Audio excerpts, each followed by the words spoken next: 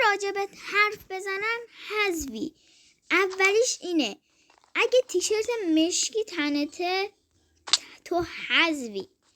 و بعدی هم اینه اگر دراز کشیدی حذفی. و اگه گوشی تو 2 دستت هم حذفی. اگه تا اینجا باختی میتونی با دکمه سابسکرایب شانس دوباره داشته باشی. و بعدی اگه منو ساب نداری حذفی، ولی میتونی با دکمه سابسکرایب این مرحله رو برنده بشی. و اگه الان رو تختی باختی لایک کن و تو کامنت ها بنویس که بردی یا باختی.